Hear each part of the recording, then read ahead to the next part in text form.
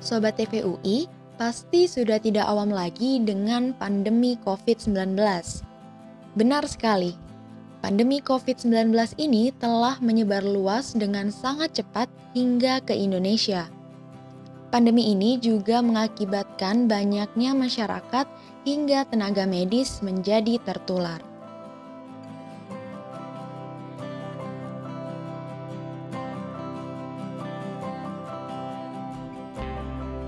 Meningkatnya jumlah kasus COVID-19 perharinya tak membuat pemerintah dan tenaga medis menyerah. Bahkan salah satu mahasiswa Universitas Indonesia, Jafas Rizky Ramadan, malah tergerak untuk menjadi relawan untuk menangani pandemi COVID-19 di Rumah Sakit UI. Apa saja sih yang dilakukan selama menjadi relawan? Yuk ikuti terus bersama saya Nadifa Nurita di Ngopi Ngobrol Pakai Isu. Nah, Sobat TVUI, kali ini saya sudah terhubung dengan Kak Jafas, salah satu mahasiswa UI yang menjadi relawan COVID-19 di RSUI. Halo Kak Jafas. Halo Nadifa. Yang pertama, mengapa Kak Jafas menjadi relawan COVID-19 dan apa yang membuat Jafas untuk tertarik menjadi relawan? Oke, kalau untuk latar belakang, sebenarnya awalnya itu karena bosen di rumah aja gitu. Kebetulan gue tinggal di asrama kayak gitu, dan ya tadi semenjak adanya COVID-19 ini harus ya udah stay di rumah aja, nggak keluar kayak gitu kan. Paling kelas online kayak gitu, terus kerjaan tugas kampus juga via online kayak gitu. Dan waktu itu emang bener-bener di awalnya tuh suntuk banget, nggak ngapa-ngapain. Terus di sisi lain dengar berita terkait COVID-19 ini semakin meluas. Waktu itu di awal semakin meluas, terus semakin meningkat. Terus di negara-negara lain juga bahkan udah separah itu kayak gitu, udah banyak banget yang terinfeksi. Dan waktu itu mikirnya wah nih di Indonesia juga kemungkinan besar akan terjadi hal yang sama kayak gitu. Terus ya udah akhirnya berawal dari situ sih, kebosanan sama keprihatinan kalau misalkan nanti COVID-19 ini semakin meningkat di Indonesia nih kayak gimana kayak gitu kan. Terus ketika kondisi kayak gitu, saat itu didapat informasi di RSUI sendiri ada pembukaan pendaftaran relawan COVID-19 kayak gitu. Jadi ya udah waktu itu langsung coba daftar aja, dan alhamdulillah akhirnya masuk keterima kayak gitu. Dan sekarang udah jalan sekitar 2 bulan di RSUI jadi relawan kayak gitu. Lalu karena bosan kan ya awalnya, sebenarnya apakah sebelumnya ini pernah menjadi relawan? Apa belum pernah? Kalau untuk sebenarnya relawan sendiri ini pertama kali ya pengalaman jadi relawan. Paling sebelumnya kalau untuk ini kan kegiatan kayak gitu kan mungkin lebih mirip ke aktivitas sosial kayak gitu ya. Nah, kalau aktivitas sosial sendiri sebenarnya sebelumnya pernah ikut kegiatan semacam pengabdian masyarakat. Mungkin tahu juga, jadi prokernya BEM UI namanya Ekspedisi Nusantara Jaya. Tahun lalu itu kebetulan ikut kayak gitu, jadi salah satu volunteer. Tapi itu kan mungkin beda ya, maksudnya dengan aktivitas yang sekarang ini relawan kayak gitu. Tapi ya balik lagi sih tadi, kalau misalkan relawan yang benar-benar modelnya kayak yang sekarang diikutin ini di relawan RSUI COVID-19 ini sebenarnya baru pertama kali sih sebenarnya. Lalu bagaimana sih rasanya menjadi relawan dalam menangani langsung menangani COVID-19 ini? Gimana ya rasanya? Kalau ditanyain rasanya sih, kebetulan kan sejauh ini udah sekitar 2 bulan. Udah sekitar hampir 2 bulan jadi relawan. Dan yang jelas kalau misalkan rasanya kayak gimana, campur aduk sih. Kadang senang juga gitu bisa ikut bantu di lapangan kayak gitu. Terus kadang juga sedihnya karena keputusan jadi relawan ini sebenarnya sedikit banyak juga punya kayak implikasi ke yang lain juga kan. Sekarang juga kebetulan gue masih semester 6, masih kuliah gitu kan. Jadi salah satu implikasi jeleknya adalah tugas-tugas itu mungkin jadi agak skip kayak gitu loh. Agak skip kayak gitu. Itu mungkin sedihnya, dukanya. Terus Yang paling kerasa banget sih sejujurnya sebenarnya capek ya. Jadi capek banget karena emang apalagi trennya makin ke sini, makin banyak pasiennya yang masuk ke RS kayak gitu, dan otomatis juga job desk-nya itu jadi makin tambah banyak kayak gitu. Dan ya itu sih, jadi kalau ditanya rasanya sebenarnya campur-campur sih, senang juga, terus sedih juga, terus capek juga. Tapi ya memang dari awal juga kan udah membulatkan tekad, jadi bismillah apapun yang dirasain atau apapun yang pada akhirnya dihadapin, ya udah karena gua udah bertekad dari awal, ya udah dijalanin aja kayak gitu. Oke, lalu di awal dulu sebelum ingin menjadi relawan, apakah ada rasa takut untuk bergabung menjadi relawan menangani COVID-19 ini? Kalau rasa takut sih sebenarnya sejujurnya di awal itu belum kepikiran, jadi belum kebayang gitu. Kan tahunya di lapangan itu kan pakai APD lengkap, apa yang di sebelum terjun itu kan banyak foto-foto beredar tenaga medis pakai yang semacam jas hujan kayak gitu kan. Kalau kita orang awam mungkin lihatnya kayak semacam jas hujan, itu full satu badan gitu kan. Tapi waktu itu benar-benar nggak kebayang akan apa seserem itu. Jadi kayak ya udah pas tadi yang awal itu, yang ketika buka pendaftaran itu nggak terlintas gitu sih sebenarnya, nggak terlintas takut atau kayak gimana. Jadi karena emang sejujurnya di awal itu benar-benar nekat dan ya udah gitu, jalanin aja. Dan sebenarnya di lapangan juga setelah mulai di awal-awal itu sebenarnya nggak seserem itu juga gitu. Jadi karena di RS sendiri, terutama di RSUI itu ada SOP-nya untuk meminimalisir kita biar nggak terinfeksi gitu kan. Karena kan kalau kita bicara soal takut atau enggak itu kan lebih kepada mungkin takut kalau terinfeksi atau enggak gitu kan. Sebenarnya udah ada SOP ketat untuk meminimalisir infeksi yang terjadi ke kita tenaga kesehatan gitu. Jadi kayak tadi salah satunya pakai APD lengkap, terus di RSUI sendiri ada pembagian zona-zona, kayak ada zona merah, zona kuning, dan zona hijau. Kayak zona merah tuh harus pakai APD lengkap, zona kuning tuh harus pakai APD level 2, kayak cuman ada enggak lengkap tapi kayak ada beberapa APD yang harus dipakai. Kalau di zona hijau ya udah itu bebas kayak gitu. Jadi sebenarnya SOP itu yang pada akhirnya ketika terjun atau turun langsung di RS, sebenarnya kita juga lebih ngerasa ya nggak takut gitulah, kayak gitu sih paling. Berarti setelah menjadi relawan sudah pernah memakai APD atau alat pelindung diri ya, kayak Iya. Bagaimana sih rasanya menggunakan APD setiap hari saat menjadi relawan COVID-19 ini? Kalau ditanya rasanya sih ya kayak seperti yang di berita-berita itu sih. Maksudnya mungkin dengernya kan atau bacanya kita ketika pakai APD itu tenaga kesehatan sesak atau panas lah, atau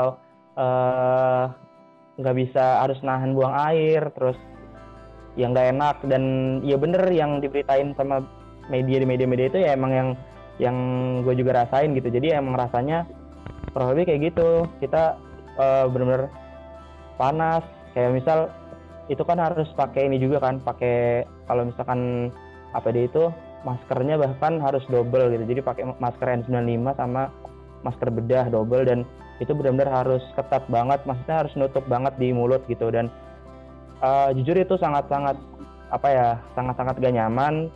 Bahkan ya jadi ya tadi sesak napas atau susah napas karena emang seketat itu kayak gitu. Jadi kalau ditanya rasanya kayak gimana sih, kurang lebih kayak gitu ya. Jadi nggak nyaman lah kayak gitu, nggak nyaman. Dan alhamdulillahnya sih kalau gua kebetulan itu kan APD lengkap biasanya dipakai kalau kita masuk ke ruang isolasi. Dan kalau misalkan gua sendiri di unit asisten perawat sebenarnya nggak terlalu make APD lengkap itu lama di dalam ruang isolasi. Jadi paling maksimal 2-3 jam kayak gitu. Beda sama kayak perawat kayak gitu. Perawat itu mungkin bisa sampai paling lama bisa 4-5 jam gitu kalau di RSUI sendiri kayak gitu. Jadi kurang lebih perasaannya kayak gitu sih. Nggak nyaman itu sih sebenarnya. Lalu lama bekerja dalam sehari itu berapa jam ya Pak? Kalau durasi kerja sendiri selama 1 hari itu, kebetulan di RSUI sendiri kita ada pembagian kerja itu ada shift-shiftnya gitu. Jadi ada 3 shift pagi, shift siang, sama shift malam gitu. Dan masing-masing shiftnya itu rata-rata sekitar 7 sampai 8 jam kayak gitu, 7 sampai 8 jam. Dan ya itu sih paling dalam satu shift itu satu hari paling sekitar 7 sampai 8 jam sih kalau untuk durasi waktu kerjanya. Berarti 7 sampai 8 jam tuh harus menggunakan APD gitu ya?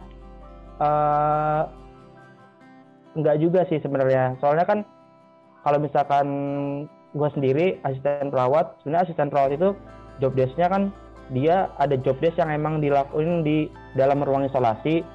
Yang mana dalam ruang isolasi ini harus pakai wajib APD lengkap gitu. Dan ada juga job desk yang harus dilakuin ketika di luar ruang isolasi, di mana di luar ruang isolasi ini kita nggak perlu pakai APD lengkap. Jadi ada pakai semacam baju dari RS-nya kayak gitu yang udah disediain, pakai baju biasa aja kayak gitu.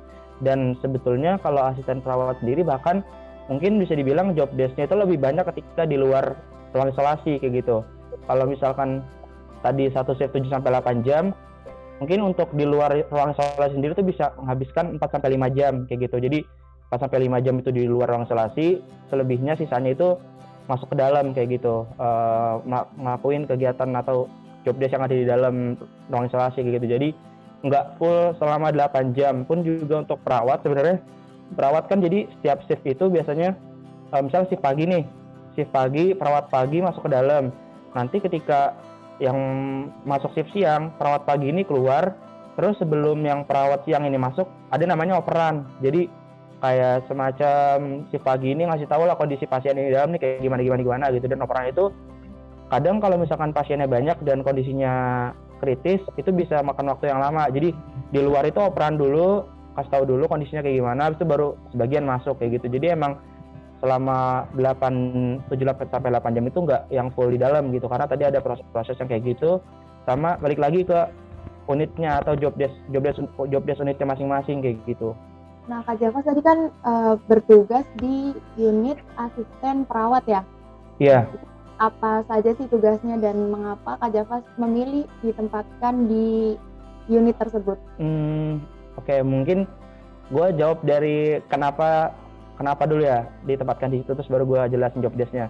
Sebenarnya kalau ditanya kenapa, sebenarnya gue juga bingung kenapa gue ditempatin di situ gitu. Karena pas di awal, pas pendaftaran itu kan kita suruh ngisi semacam Google Form, dan di Google Form itu sendiri ada beberapa posisi-posisi kayak gitu. Jadi waktu itu gue masih ingat ada di Google Form itu, jadi nggak dibedain gitu antara maksudnya nggak dibedain antara, kan kita kan yang daftar umum, yang baik yang dari basic kesehatan atau yang non kesehatan gitu kan gue dari FISIP non kesehatan gitu.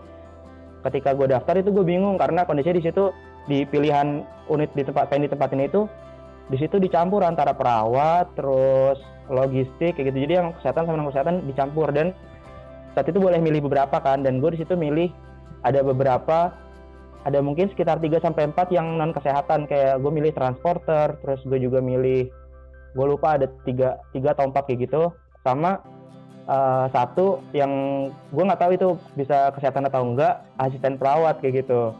Terus di situ gue mikirnya kayak oh ya udahlah, nanti juga paling diseleksi lagi kan dari pihak RSUI-nya, karena kan gue di situ masukin background-nya gue non kesehatan gitu, paling gue ditempatin nanti non kesehatan.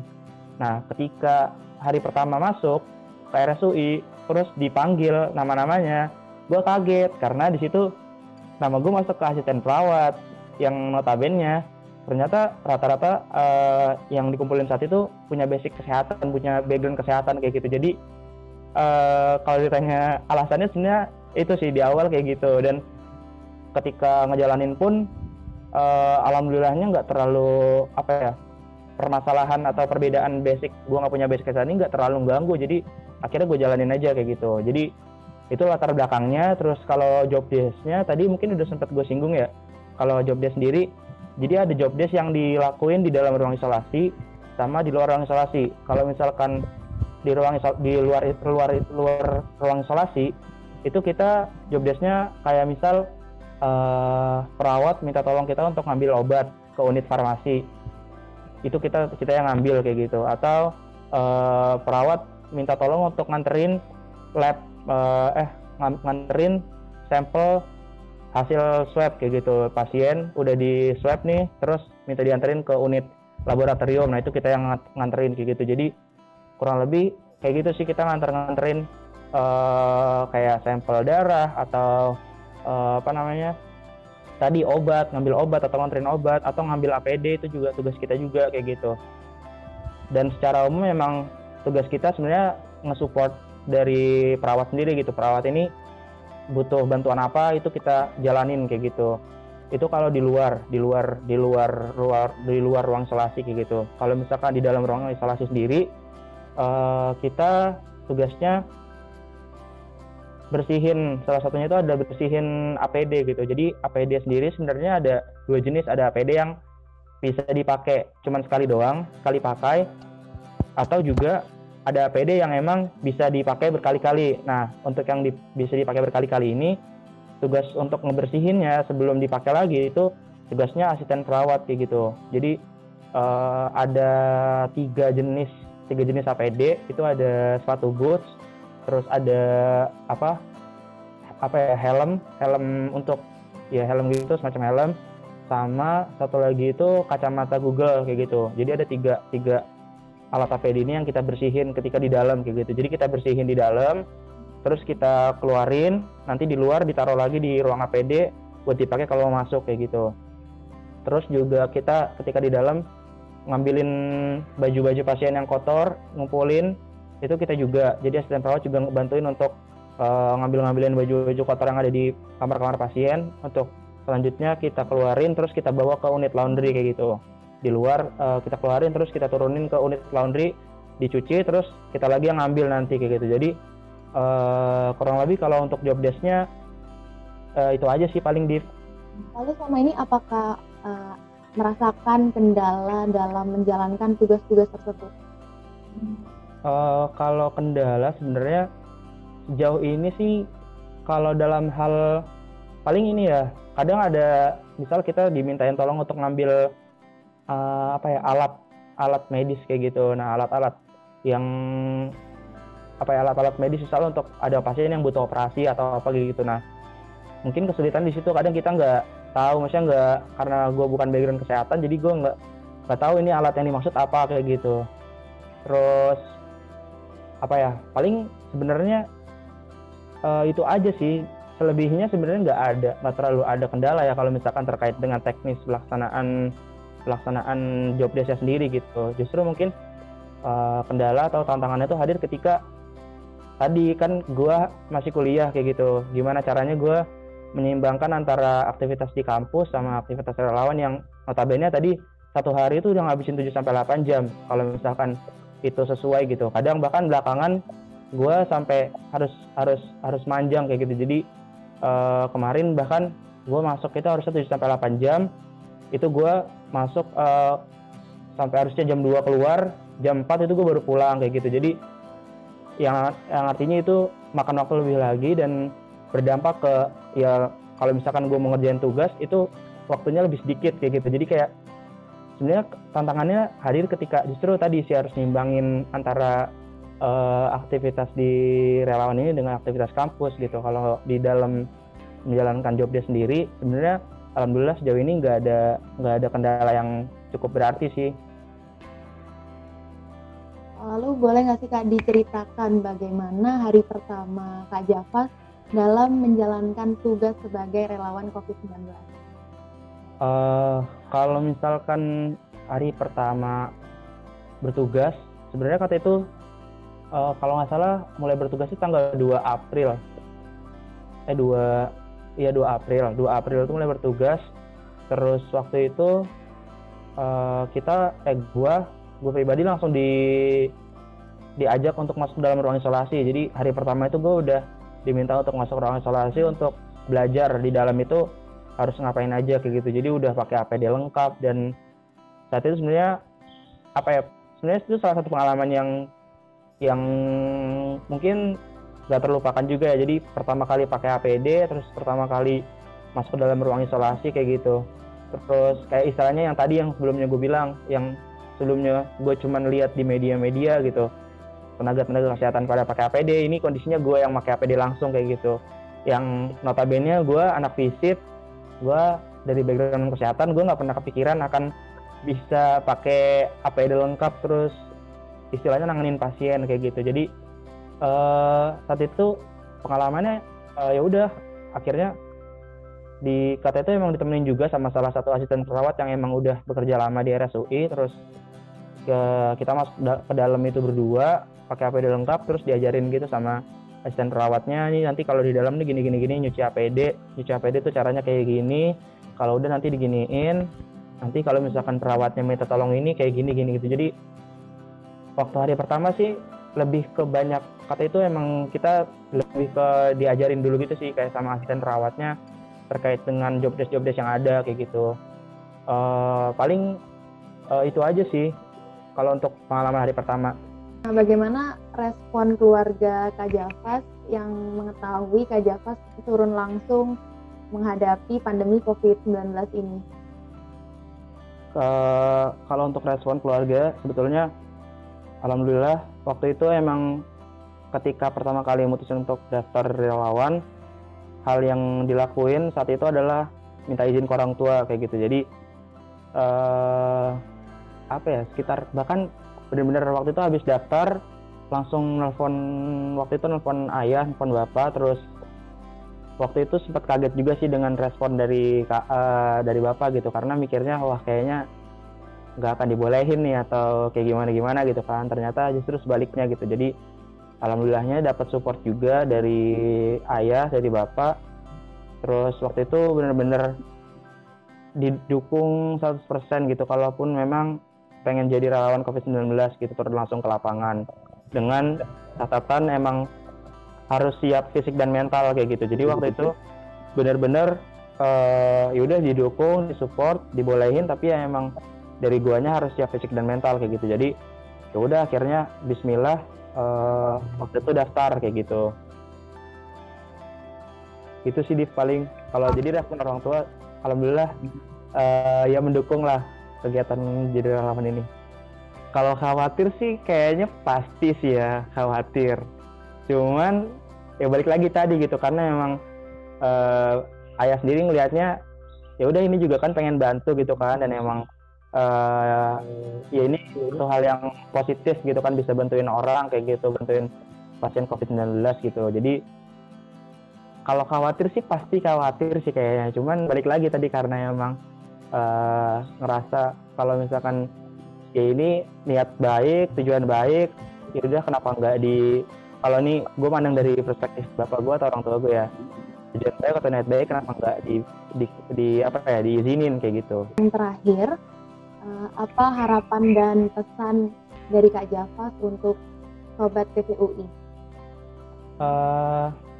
Kalau harapan sebetulnya gue sangat berharap ya COVID-19 ini bisa segera usai lah ya. Maksudnya mungkin kemarin kita sempat dengar banyak hal-hal positif yang terjadi dari COVID-19 ini gitu. Tapi di samping itu gue kangen lah untuk bisa keluar dengan normal kayak gitu, untuk bisa kumpul-kumpul dengan teman-teman seperti sebelumnya kayak gitu. Jadi sebenarnya gue berharap COVID-19 ini selesai, dan sebenarnya pesan untuk Sobat TPUI sendiri kan ya sesimpel ini aja sih. Maksudnya kita sekarang kan pemerintah udah sering banget, maksudnya hampir setiap hari ngasih tahu, nge-update progres, terus juga ngasih imbauan, dan buat Sobat TPUI sendiri ya kita taatilah imbauan pemerintah itu gitu. Kalau misalkan emang disuruh di rumah aja ya di rumah aja gitu. Kalau misalkan sekarang ada istilahnya ada kebijakan, ada new normal itu, nah nanti dari pemerintah itu seperti apa arahannya, nah itu ditaati aja kayak gitu. Jadi sesimpel ya udah kita taatin aja, kita ikutin aja himbauan dari pemerintah. Terus kalau misalkan Sobat TPUI sendiri kan rata-rata mungkin mahasiswa ya, jadi di sini mungkin gue juga ingin kasih pesan juga buat teman-teman mahasiswa ya, ayo sama-sama kita jadiin momen wabah COVID-19 ini sebagai momen untuk kita bisa berkontribusi buat masyarakat kayak gitu. Walaupun ruang gerak kita terbatas, tapi kita punya sosial media, kita punya istilahnya kaum milenial ini benar-benar kita punya kita lebih menguasai teknologi kayak gitu. Jadi kita lebih paham teknologi dan